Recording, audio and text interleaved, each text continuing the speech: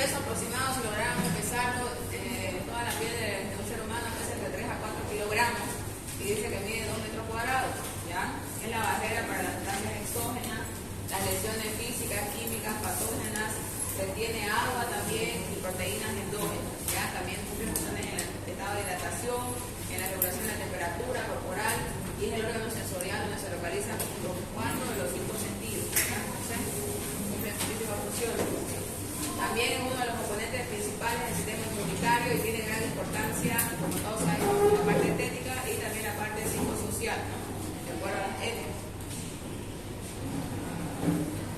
La semiología de la piel comprende su estudio en totalidad. Ya no hay que olvidarse de las partes que no son visibles, como el cuero cabelludo, los lentes digitales, son muy importantes porque nos van a dar datos de enfermedades sistémicas, los plexos mamarios, los retroauriculares, los interglúteos, ya son frecuentes, por ejemplo, la micosis en estos lugares. Las uñas también, tenemos la onicomicosis, también nos van a dar datos de desnutrición crónica, de hidratación, incluso de endocaritis infecciosa, vamos a ver que da datos las uñas, ¿ya? La boca, también tenemos que revisar el glande y la vulva en la parte genital y la porción externa del ano, que nos van a dar muchos datos, ¿no? Cuando un médico está frente a un paciente, lo primero que presta atención es al estado de la superficie cutánea y de las mucosas, ¿no? Lo primero que nos impresiona va a ser el estado de la piel, la hidratación, el color, la temperatura cuando hagamos la palpación, ¿no? A partir de la piel, las faneras, ¿qué son las faneras? Son los anexos, ¿no? Como los pelos, las uñas, bien. Y la mucosa empezará el examen físico del paciente y se originará alguna clave de diagnóstico de enfermedades internas o en su defecto de una afección estrictamente relacionada a la piel. En la clínica médica, la historia clínica completa es una parte esencial de la evaluación inicial de cualquier paciente. La técnica para tener una historia clínica dermatológica es la misma para todas las demás, ¿no? Sin embargo, hay que remarcar algunos aspectos. Por ejemplo, lo que tenemos que tomar en cuenta, si vemos alguna erupción cutánea, que quizás el paciente va por una tos, una fiebre, y nosotros al revisar vemos que está con alguna lesión dermatológica, entonces preguntar, ¿no? Siempre cuándo comenzó, desde cuándo lo tiene, es continua, es intermitente. Pasa muchas veces que el paciente dice, esta lesión la tengo muchos años, no ha resuelto, he utilizado un montón de medicamentos y no hay respuesta. Entonces, ahí tiene que llamar la atención y pensar en que podría tratarse de una enfermedad sistémica, ¿no? Las enfermedades autoinmunes, por ejemplo, psoriasis, ¿ya? Empieza desde la piel, ¿ya? Y muchas veces es una lesión que el paciente va a la farmacia, le echa un montón de crema y no hay respuesta, entonces como que se cansa el paciente y olvida esa lesión, ¿no? Sigue con el ligero prurito y la descamación, pero vive con esa lesión, entonces al revisarlo tenemos que sospechar que haya una enfermedad sistémica. Las lesiones, dice, son similares a las del comienzo o se han modificado. Esto es importante, cómo ha sido la evolución de las lesiones, ¿ya? Hay lesiones que empiezan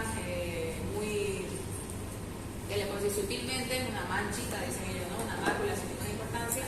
Posteriormente se apuntuliza, cambia de coloración o se sobreleva, ¿no?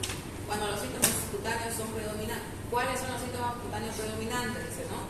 Por ejemplo, esa lesión le pica, esa lesión le arde, le molesta, algunas veces como pinchazo, dicen los pacientes, ¿no? Por ejemplo, el tipo de neuralgia postherpética. Ya tengo una paciente que le dio esto hace 10 años y después le da con neuralgia. Y a la simple infección solamente son unas máculas lo que hay, ¿no? Pero el dolor que ella refiere es 8/10 y el típico dolor neuropático que es como quemante, como corriente, dice ella, ¿ya? Está acompañada por síntomas sistémicos, ¿ya? La mayoría de las lesiones cutáneas vienen, no sé, si es una pústula, va a venir con fiebre, si es una micosis, va a venir con prurito, ¿ya? Entonces siempre se acompaña con los síntomas sistémicos. Ahí vemos lo que alguna vez hablamos, ¿no? Los dermatomas, ya que más o menos van a tener relación.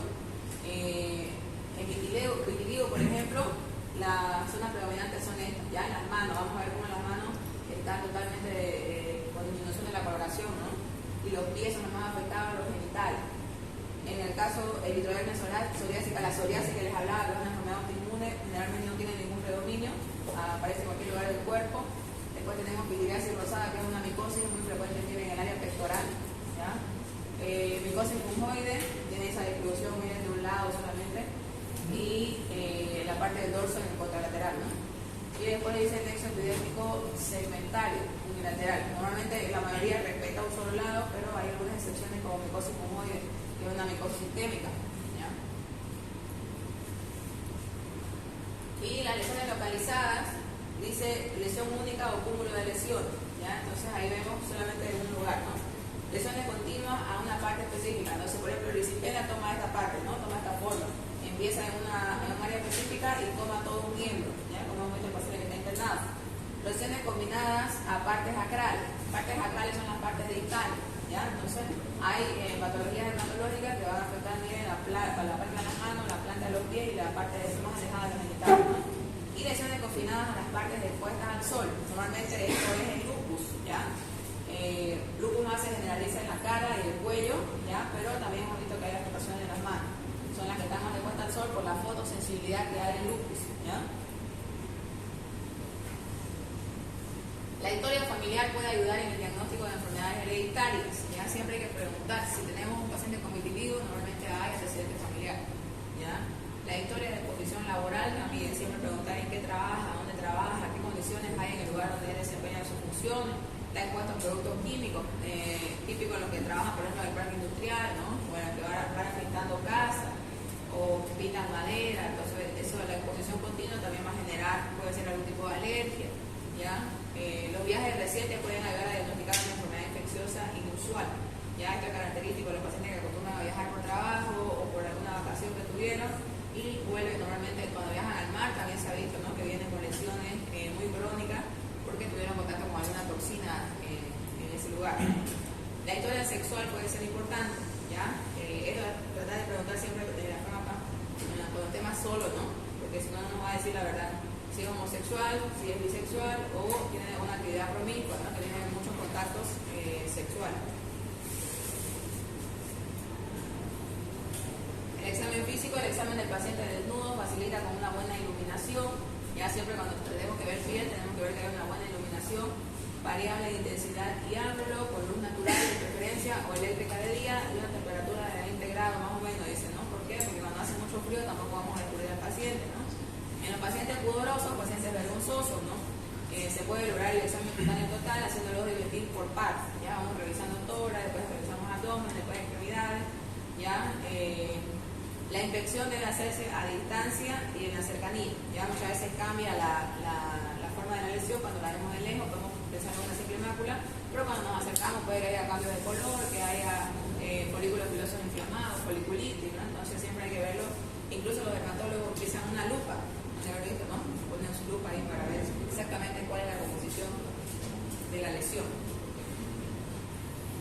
Entonces, los tipos de lesiones, miren, puede ser una lesión lineal, confluente, como dermatitis de contacto, solamente en el lugar donde tuvo el contacto. Por ejemplo, frecuente es el del reloj, ¿ya? Hay pacientes que se operan un reloj nuevo y después de 2 a 3 días aparecen con su eritema en esa área. Entonces, lineal, ¿ya? Aislada, como las verrugas planas, ¿ya? Esto, por ejemplo, en área genital hay verrugas que salen aisladas, solas, ¿ya? Que son solas. Zosterriforme, en el caso del herpes zóster, es característico en el herpes zóster. Por ejemplo, en tórax, ¿no? Sigue una segmentación, normalmente las ampollas vienen así como un rosario y en esta forma, ¿ya? Entonces ahí vemos. Y lo que le conocen las abuelas antiguas, ¿no? Las señoras antiguas dicen la culebrilla, ¿ya? Igual las pacientes antiguas que les va a tocar van a ver en esta forma, ¿ya? Es típico de herpes zóster. Y lo característico es que les arde demasiado, ¿ya? Un dolor intenso, un dolor tipo corriente, ¿ya? Típico de eso. Y por más que resuelvan las lesiones, que no veamos nada, ¿ya? Porque mi paciente solamente tiene una ligera mácula, ¿ya? De secuela, y el dolor persiste, ¿ya? El dolor es intenso. Se llama la neuralgia postherpética. Luego tenemos una forma arciforme o arcuata como la dermatofitosis, ya esto normalmente se ve en el área del cuero cabelludo, lo típico que dice cancha, no se me ha escuchado también, ¿no? Es una lesión en esta forma, como un arco. Anular, también en la sarcoidosis anular, ya otro tipo de enfermedad autoinmune. Policíclica, como la dermatofitosis, como haciendo medio círculo, ya como que está avanzando el hongo. Serpentina, como la larva migratoria cutánea, ya larva migratoria es una parasitosis, ya que ingresa normalmente por la planta de los pies en aquellos pacientes que trabajan sin zapatos, ya que trabajan o en el campo, los niños que andan sin zapatos igual, ingresan por la planta de los pies y justamente es un parásito que entra, ¿no? Y va haciendo la famosa larva migas. También circulares en gotas como psoriasis que hablábamos, o numulares, dice, como la dermatitis numular, más o menos en esta forma, ¿no? Una área redondeada, pero dentro hace división. Forma agrupada, igual el herpes simple, actinada, dice, como el nevo, que es un tipo de lunar, ¿no? Poliforme, como las verrugas, y poliforme, como líneas bordadas, también se ha visto en herpes de este tipo, ¿ya? Las lesiones deben ser examinadas a ojo desnudo y con el auxilio de una lupa, ya lo que les decía, con una magnificación aproximada de 2.7, el zoom. El examen del paciente acostado y de pie también va a permitir acentuar algunas dermatosis con componente vascular, ¿ya? Hay algunas que tienen conexión con los vasos sanguíneos, entonces al cambiar de posición van a cambiar de color o a la digitopresión igual van a desaparecer, ¿ya? La inspección vamos a evaluar la topografía de la lesión, quiere decir la forma, ¿ya? Si son simétricas, en qué área están, si están lesiones expuestas a la luz solar. Lo que les decía el lupus, por ejemplo, es típico del sistema malar, ¿no? Y se exacerba o se pronuncia cuando el paciente sale al sol. La distribución puede ser localizada, puede ser a nivel sistémico, puede estar agrupada, como veíamos, en forma lineal, confluente o herpetiforme. La forma igual redondeada, oval, angular, circinada, policíclica, sésil. Sésil, por ejemplo, es como un pedículo, ¿no? Esto lo vemos en la parte genital, en la BPH, han escuchado, ¿no? El virus papiloma humano, salen como verrugas hacia afuera, ¿ya? Pediculado o umbilicado también. El tamaño, bordes, contornos, tenemos que ver bien, por ejemplo, los lunares, ¿no? Han escuchado la forma de cambio lunar que son sospechosas de malignidad, ¿no? Tenemos que ver, por ejemplo, los bordes. Si el lunar tiene un borde bien definido, normalmente es benigno, ¿ya? Pero si el lunar tiene una mala distribución o unos bordes indefinidos, hay que pensar en que pueda tener características malignas, ¿ya? Los límites, igual, si es normalmente lo típico que tenemos es solamente un redondito en el lunar, ¿no? Pero si ese lunar puede ser una mancha, incluso va extendiendo y va agarrando más zona o va avanzando, entonces tenemos que sospechar de malignidad. El color, normalmente los lunares benignos tienen un color bien uniforme, ¿no? Pero hay otros que por acá pueden ser más negros, dejan un área de hiperclaridad y nuevamente negro y así, ¿no? Con distintos tonos incluso de color dentro de la misma lesión, igual es sospechoso de malignidad. Aspecto puede ser polimorfo, monomorfo o pseudopolimorfo, ¿ya? Lo que les decía de la forma. La palpación nos va a proporcionar una información muy útil acerca de la profundidad de la lesión, ¿ya? Siempre tenemos que palpar, ver su textura primero, ¿ya? Es rugosa, es suave, es frágil, porque hay algunas lesiones que las tocamos y revientan, ¿no? Como algunas vesículas. La extensión, ¿ya? Y la fijación. La extensión quiere decir a planos profundos y la fijación, si está adherida a planos profundos, o logramos realizarlo a la palpación. Como el hueso, por ejemplo, o si están libres en el tejido celular subcutáneo. Ya vamos a ver algunas lesiones que salen, que están muy duras y no se pueden movilizar, normalmente cuando están sobre una superficie ósea, ¿ya? Y si están libres en el tejido celular subcutáneo, lo vamos a poder agarrar y lo vamos a poder mover, ¿no?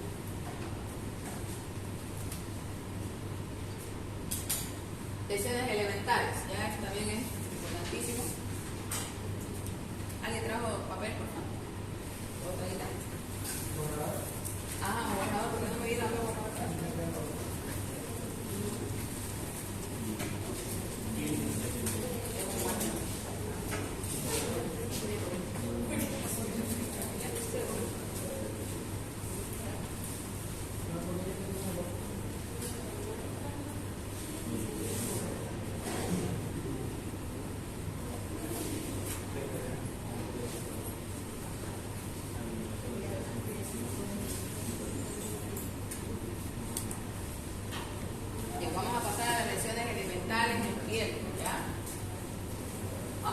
Las primarias cuando aparecen sobre una piel sana. Ya esto es importante preguntarle a los pacientes cuando les salió esta lesión, usted no tenía nada antes, su piel era totalmente sana o ya venía con algo y después se complicó, ¿ya? Entonces, cuando aparece sobre piel sana es una primaria.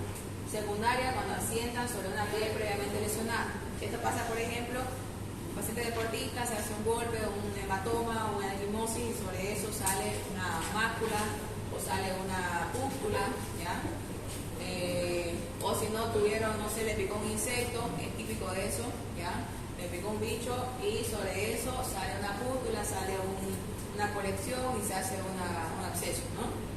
Combinadas, cuando en una misma enfermedad se asocian las dos anteriores. Pasa también que le ha salido de una piel sana algo nuevo y sobre otra lesión le sale algo secundario. Vamos a empezar con la mácula.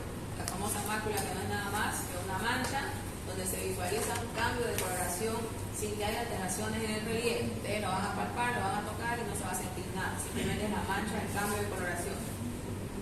Se las divide, en las causas van a ser vasculares y pigmentarias, ¿ya? Las vasculares normalmente son los famosos hemangiomas. ¿Han escuchado los hemangiomas?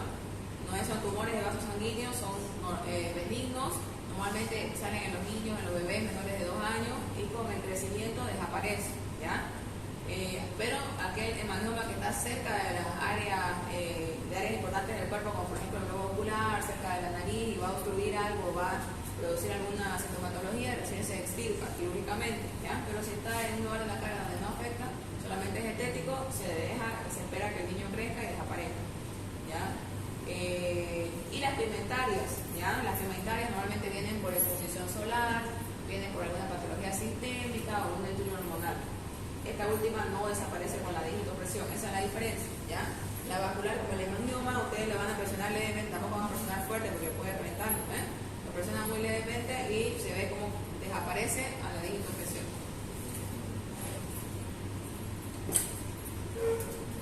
La pápula es ya una elevación, ¿no? Una elevación circunscrita quiere decir que está bien definida a un lugar, ¿ya? De consistencia sólida, ¿ya? Porque ustedes la van a palpar y va a estar dura, no se va a deprimir. Tamaño pequeño, normalmente mide menor a 0,5 centímetros. Y muy superficial, ¿ya? Normalmente las pápulas, su resolución son espontáneas y no dejan ninguna cicatriz. Puede clasificarse por su ubicación topográfica en piel o por su mecanismo de producción. Lo más característico es por una alergia, ¿ya? Mucho no ha salido pápulas porque no sé, tuvimos contacto con los que somos alérgicos, nos pusieron un medicamento y nos salieron la famosa pápula ferruginosa, pero una vez tomamos nuestro antialérgico desaparece, ¿no? Y no nos dejan cicatrices, ese es un dato importante, no se olviden. Placa. La placa es similar a la pápula, lo único que es más grande.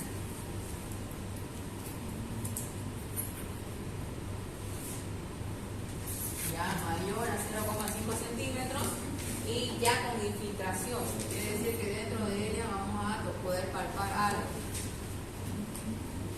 Predomina la extensión en superficie, más que todo en superficie, como se lo platiqué, no en profundidad, ¿ya? Y es la típica erisipela, ¿ya? Erisipela, por ejemplo, es muy común en el miembro inferior, ¿no? Digamos que este es el pie. Bueno, ya no sé. Es lo más frecuente que nos da, ¿no? Miembros inferiores, que nos llega, perdón. Empieza bien delimitado, borde definido, normalmente en esta parte, ¿ya? Tiene predilección ahí, entonces ustedes palpan ahí, se siente la sobreelevación, palpan acá, piel normal, temperatura caliente, temperatura normal, ¿ya? Y tiene la tetrada de descenso que siempre hablamos, ¿no? Calor, rubor, tumor y pérdida de la función. Entonces, de placa, el ejemplo más común es erisipela, no se olviden. Vegetación.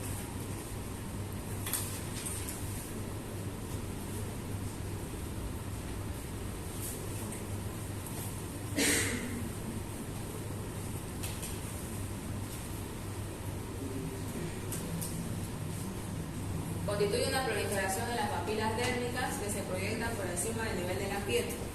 Por ejemplo, los condilomas acuminados, ya que son igual infecciones genitales, la verrugosidad es una vegetación con un aumento de la capa córnea. Entonces, vegetación dice que no es nada más, ¿se acuerdan las papilas dérmicas que teníamos en la piel? Estas se sobreelevan, ya, y van a formar una forma así, ¿no? Más o menos. Y típico de las infecciones genitales, ¿ya? Que normalmente sale en el canal vaginal o en el área de pelo. les palpen, no hace falta que nada más, ¿no? Solamente están ahí formadas. Y la diferencia con la verrugosidad es que la verrugosidad va a ser un poco más gruesa la capa, ¿no? Porque tienen una capa más. Entonces ustedes si lo van a palpar, normalmente no se palpa porque es súper infeccioso esto, ¿ya? Súper contagioso, como se dice. Si agarran, tienen que desinfectarse muy bien porque contagia rápido. Ejemplo, verrugosidad, las verrugas vulgares, que son otro tipo de infecciones genitales también.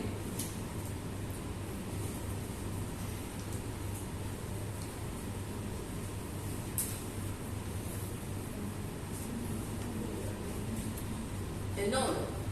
El nódulo es la lesión de consistencia ya sólida, ¿ya? Mayor a 0,5 o bueno, de 0,5 a 1 centímetro, de localización va más profunda, normalmente en la hipodermis. Predomina la profundidad y no tanto la extensión. Son más palpables que visibles, ¿ya? Por ejemplo, el paciente dice, doctor, tengo una bola acá debajo de la mandíbula y uno a la simple inspección no ve nada, pero cuando le hace la palpación va a detectar que está ahí, ¿no? ¿Qué tenemos que describir del nódulo? Es importante. La consistencia, ¿ya? Hay nódulos que son más duros, más sólidos, hay otros un poco más blandos. La unión a plano profundo es importantísimo porque si este nódulo fuera un cáncer, ya el nódulo es la parte más representativa de algo maligno a nivel de piel, entonces hay que ver. Si es muy duro, es sospechoso de malignidad. Si está muy unido a plano profundo, sospechoso de malignidad. La forma también, ¿ya? Si es indoloro o doloroso. Si es indoloro hay que preocuparse más, ¿no? Porque puede ser cáncer, ¿ya? Y, ¿qué más era? La forma y obviamente el tamaño. ¿Ya? Son más palpables que visibles, por ejemplo, el eritema nudoso. El eritema nudoso es una enfermedad autoinmune que se caracteriza porque salen un montón de nódulos en todo el cuerpo, normalmente siguiendo las cadenas regionales. ¿Dónde es más frecuente que vamos a palpar nódulos? En el caso de las infecciones, ¿no? Tenemos, por ejemplo, una infección, una faringitis, una amigdalitis, y lo principal que nos sale es submandibulares, ¿no? A todos, generalmente en los niños es frecuente, también en los adultos. Lo que tienen que saber diferenciar son estos aspectos que le digo, ¿ya? Si es muy duro, siempre pensar en que puede ser algo más malo, ¿ya? Porque lo que sale por infección normalmente uno lo palpa y deprime un poquito, ¿ya? La unión a plano profundo, cuando es una infección, algo benigno, ustedes lo movilizan y se mueven, ¿ya? Está totalmente libre. La forma, normalmente lo que son por infecciones son bien redondos y bien delimitados. Y lo que son dolorosos, normalmente ese es dolor, ¿ya? Es muy doloroso. Y el tamaño son muy pequeños. Cuando es más grande, obviamente hay que pensar en que sea algo más, ¿no? Entonces, ¿dónde lo vamos a encontrar? En áreas submaxilares, en áreas axilares, perdón, submandibulares, axilares, retroauriculares, inguinales, ¿no? Todo donde sigue la cadena regional. También en mama, ya hay que palpar igual mama porque si aparece ahí, tenemos obligatoriamente que estudiar, ¿ya? Por la frecuencia de malignidad.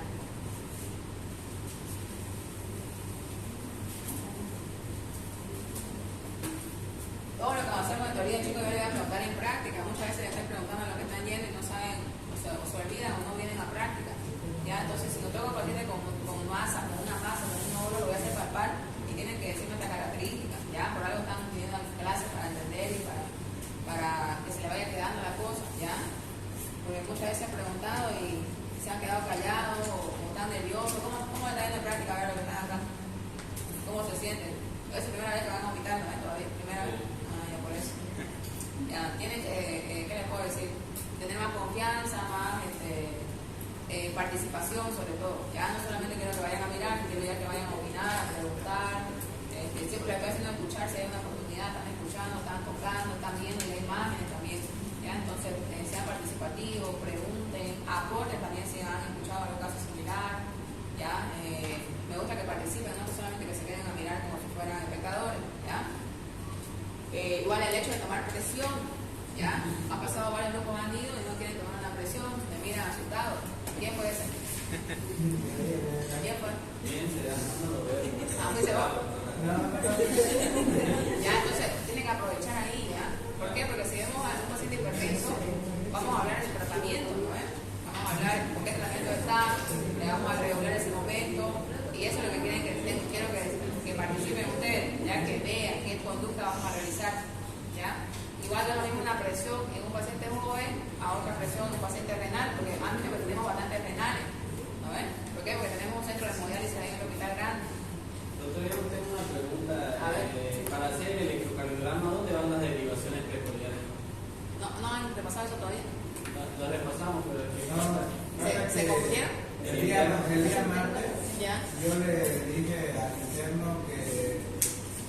que estaban mal puestos ¿En qué se equivocaron? lo pusieron en el tercer espacio intercostal. Ya. La dirección B1 y B2. En el tercero. Pero midieron por lo menos, no fueron tocando. Había una marca y lo pusieron ahí encima. No me avisaron. Porque ya yo lo moví, vino otro interno y le dije que si lo podía Para que vean, por eso ustedes están en la Gabriela de Moreno, chicos. Yo quiero que ustedes sean excelentes, ¿ya? Actualmente te digo que mis internos son de privada, ¿ya? Y no es por desmerecer a las demás, pero lamentablemente el nivel académico de ellos es muy bajo, ¿ya? Y a estas instancias, igual que no tenemos ni tiempo, a veces ya no se puede corregir eso, ¿no? Entonces, para eso están yendo también ustedes para tener esas experiencias, ¿ya? Y de la forma más educada, enséñenles también, ¿no? Porque ustedes leen más tiempo también, ¿no? Yo le pregunté, me dijo, no, en la segunda, no. Claro, no se va a poder discutir con un interno. Sí, la verdad se ve mucho, ¿qué le puedo decir? Como que no les han pasado esa parte, o quizás lo han visto en pandemia, pero ya pasó hace rato la pandemia, tampoco es excusa, ¿no? Pero la mayoría de mis internos tienen ese detalle, ¿ya? Entonces por eso ustedes quiero que vayan a participar, a hablar, ¿ya? No solamente a mirar. Bien, eso por ejemplo, si se le quedó eso, no se le va a volver a olvidar dónde se coloca, ¿no? Siempre se cuenta desde la clavícula, ¿no? Se dice que bajo la clavícula está ¿qué espacio? Entonces se cuenta como el primero, ¿no? Y a partir de abajo el primero que aparece es el segundo, ¿entendiendo? Y de ahí cuentan el de 100 coloca. ¿Ya? Tiene que formar bien la clavícula, ¿ya? ¿Qué más? ¿Le quedó alguna duda de eso? Lo único, los cables del electrocardiograma a veces están cambiados, pero ahí le ponen el nombre, ¿ya? Pero lo que tiene que poner bien son los lugares, ¿ya? ¿Cómo se coloca las derivaciones en un paciente con obesidad? Con obesidad. En la enfermedad no hay ningún problema. ¿A nivel de acá o dónde tiene dificultad? Imagino que va a ser por el exceso de tejido adiposo que no se va a poder identificar lo que es la clavícula. Ahí más o menos hay que tantear, como se dice. Ajá. ¿Ya? Pero se puede, si dependís bien, se puede. Aquí normalmente no hay ninguna dificultad, normalmente es por acá cuando hay masa, por acá no. Como las extremidades cuando es demasiado, y también los desmatizados nos ha pasado, no agarra el arco. Ajá. ¿Ya? El gancho, como se dice. Bien, ¿qué más? A ver, otro que quisiera que dijeron si podíamos hacer la sometría, podemos hacer ese procedimiento. Todavía, porque eso no han hecho, no han hecho en fisiología. Pero sí, yo hice con la segunda interna que se quedó conmigo.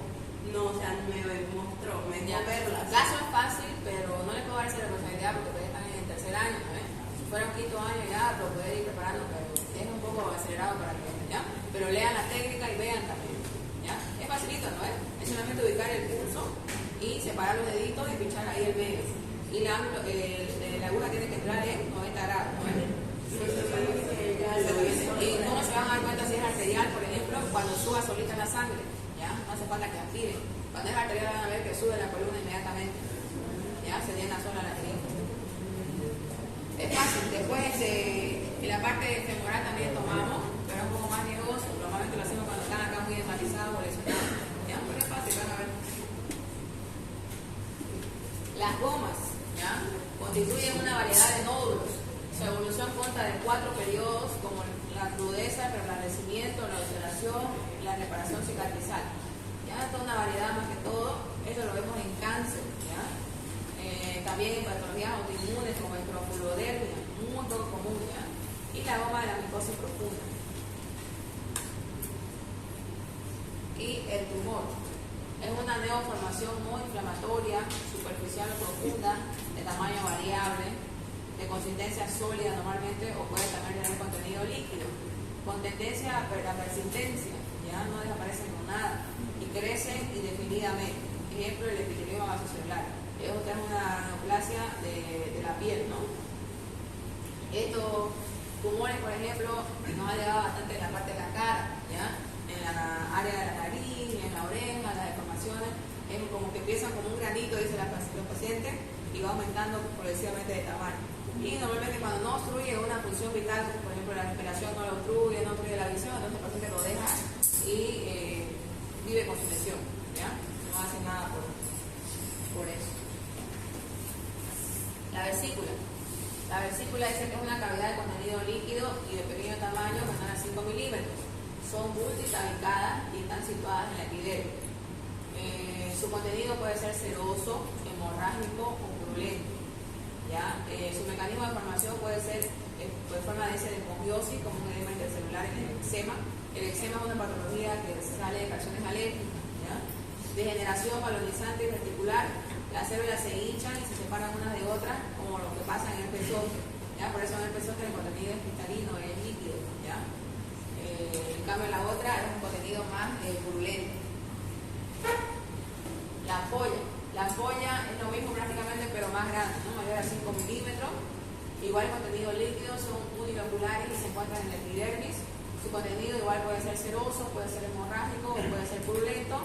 Y estas se forman por dos mecanismos, dice, como el despegamiento superficial en la parte de la subcórnea, el despegamiento profundo subepidérmico y la católisis, que es la pérdida de la unión intercelular. Esto más que todo es molecular, ¿no? Pero lo que nos interesa a nosotros es cómo se ve la lesión.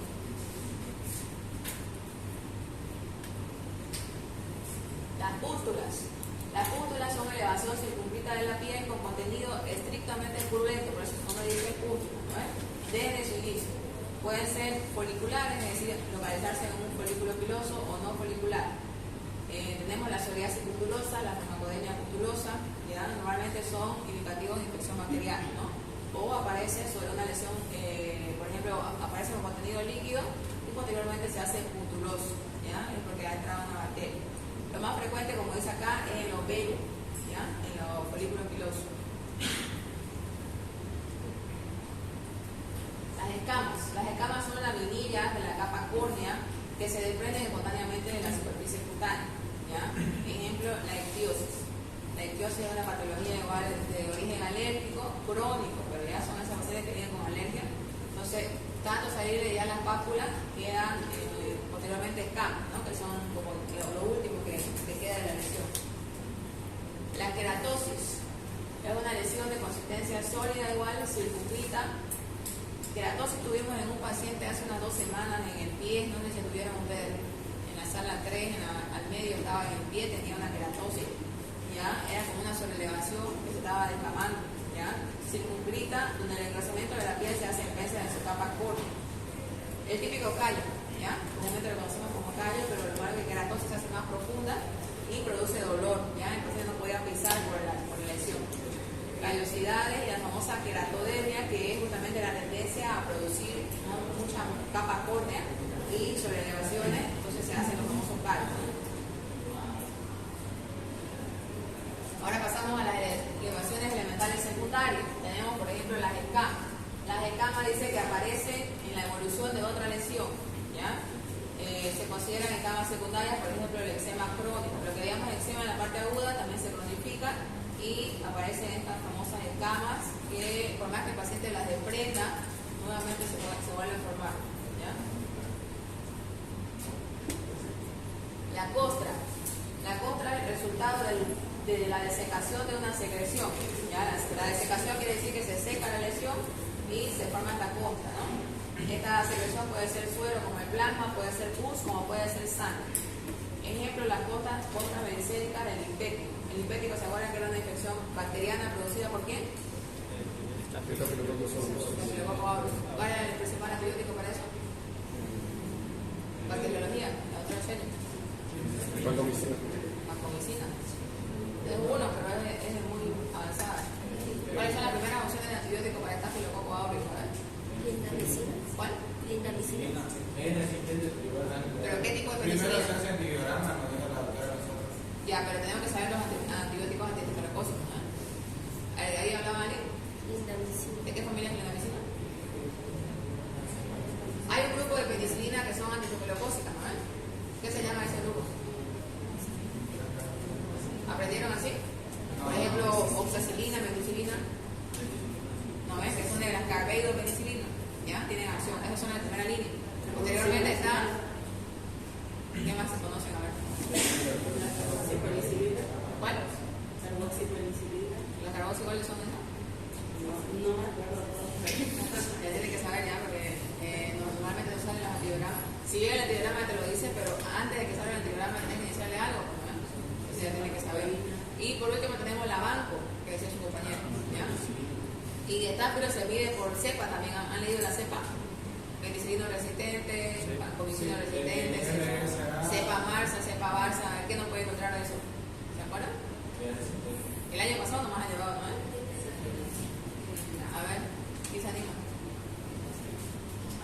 interesante el Staphylococcus. Lo grave, o sea, lo sencillo es piel, ¿ves? Pero lo malo del Staphylococcus es que produce neumonía, ¿ya? Esas neumonías se complican con abscesos pulmonares, ¿ya? Y en abscesos pulmonares normalmente la patología es grave, así que se descompensa y va a terapia. Se le deben recurrir a compuestos antibióticos. A ver qué quería ver por acá. De la quinta generación de la cefalosporina para la estafilococcus. Quinta generación, ¿cuál es la quinta generación? Sertarolina y Se ha dicho que tiene actividad antibiótica. Lo malo es que no nos ha llegado todavía a la parte pública, ya solamente en la parte privada, y cuesta carísimo. Sertarolina nos ha llegado a Bolivia, pero no nos ha llegado al seguro. ¿Ya? Escara. La escara es una formación de tejido necrosado, delimitado de la piel sana por un surco y que tiende a ser eliminado. ¿Ya? Ejemplo de lesiones vasculares. Escara también vemos en quemadura, vemos en las lesiones por postración, esos pacientes añosos que quedan mucho tiempo postrados, se deforma la parte sacra, ¿no? Las famosas escaras. Fisura o grieta. Es una solución de continuidad, es decir, una pérdida de la piel lineal, pero sin pérdida de sustancia. Ejemplo, la fisura en el intertrio. ¿Alguien sabe qué es el intertrio? El intertrio es una micosis, ¿no? Que se da en los pliegues. Ya no decían visto a esas pacientes que en el área submamaria uno le levanta la mama y está lleno, así como maceraciones, y la típica micosis por cándida, ¿ya? Entonces es la micosis de preferencia de los pliegues. Igual en las personas obesas que tienen bastante panza, podemos decir así, levantan ustedes la parte de la grasa y por abajo hay intertrio, ¿ya? Entonces, y eso, como les digo, es fisurado, ¿no? Es tanto se cronifica la lesión que se parte, se fisura. Y es muy doloroso. La pérdida de sustancia va a comprender igual 4 formas, ¿no? Tenemos la erosión o exulceración, que es la pérdida superficial de sustancia que no deja cicatriz, por ejemplo, cuando nos rascamos, ¿no?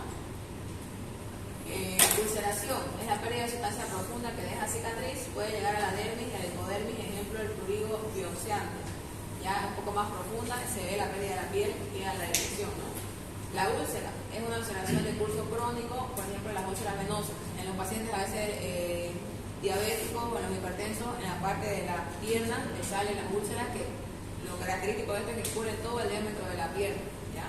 Da la vuelta y pierden toda esa piel y los pacientes llegan todos vendados al hospital, ¿no? Exfoliación es una pérdida de sustancia producida por el paciente con sus propios dedos.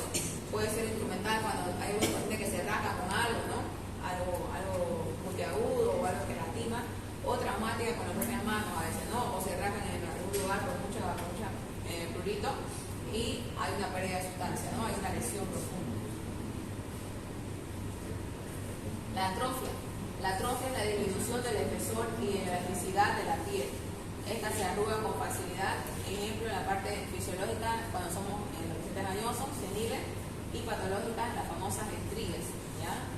Normalmente esta atrofia viene porque antes hubo una lesión primaria y resolvió la lesión y quedó la atrofia, ¿no? Por ejemplo, las famosas estrías es cuando hay paciente obeso y pierde de peso de golpe, entonces aparecen las estrías, ¿no? ¿Qué más? En el embarazo también, ¿no? Es lo fisiológico, entonces ya la atrofia es secundario a una lesión primaria. Esclerosis. Esclerosis es la induración de la piel con dificultad para su plegado y sin arrugas. Se adhiere a los planos profundos, por ejemplo, el sclerodermia. Entonces son esa piel gruesa, ya por partes, pero que por más que ustedes la toquen, la muevan, está totalmente dura, como que acarbonada se llama. Y justamente por esta patología igual autoinmune que es la esclerodermia, ¿ya? En la fisiopatología de esta enfermedad es por producción de algún componente de la piel de forma exagerada que lo hace muy duro. Ligerificación es el aumento del espesor, la pigmentación y el cuadriculado normal de la piel. Las lesiones denotan rascado en el eczema crónico o ACV. Ya son esas pieles igual gruesas, oscuras, y el cuadriculado dice porque adquiere una forma uniforme, ya no es el aspecto normal de la piel, lo vemos muy liso. ¿Ya? Y igual el eczema crónico, una patología alérgica igual, exagerada, por una reacción inmunitaria exagerada y de forma crónica.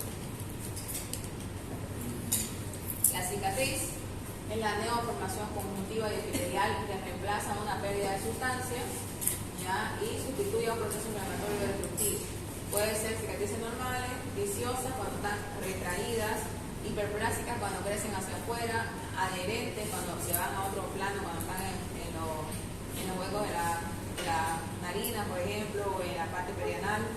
Queloides cuando el tejido fibroso crece por fuera de los límites de la cicatriz normal. Son las famosas personas que hacen cicatrices muy exuberantes, ¿no? De forma individual, podemos decir así, por sus características individuales, tienen esa particularidad de que crecen muy grande la cicatriz. Ahora sí, las famosas faneras, las uñas, dice, ¿no? Cubren el dorso de la extremidad distal de los dedos, cumpliendo una función protectora y facilitando la aprehensión. Sobre todo nos ayudan a eso, ¿no? A llegar a agarrar objetos pequeños. Se forman a partir de una imaginación vertidérmica. ¿Ya? Una imaginación quiere decir que la piel ingresa a planos profundos.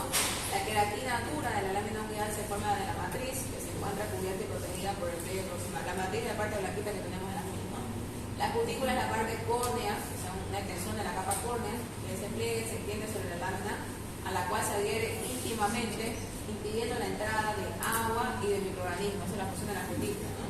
La lúnula marca la terminación distal de la matriz, es visible como media luna en los pulgares, ¿no? Entonces la lúnula es lo que vemos en la parte blanca y la parte más visible, o la parte visible en realidad de la matriz.